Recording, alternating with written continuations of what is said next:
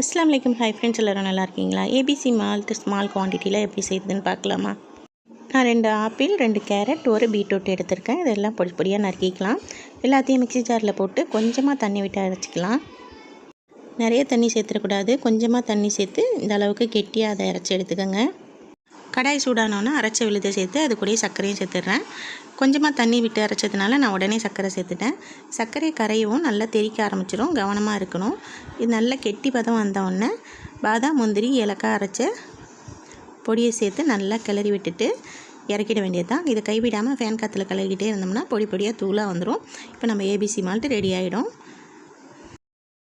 இது ரொம்ப டேஸ்டியாகவும் ஹெல்த்தியாகவும் இருக்கும். உங்களுக்கு தெரிஞ்சால் இதை வீட்டில் செஞ்சு பயன்படுத்துங்க. நம்மக்கிட்ட ABC malt, beetroot malt available இருக்குது. உங்களுக்கு தேவைப்பட்டால் ஸ்க்ரீனில் தெரியிற வாட்ஸ்அப் நம்பருக்கு ஆர்டரை ப்ளேஸ் பண்ணிக்கோங்க. இந்த வீடியோ பிடிச்சிருந்துச்சுன்னா லைக் பண்ணி சப்ஸ்கிரைப் பண்ணுங்கள். தேங்க்யூ ஃபார் வாட்சிங்.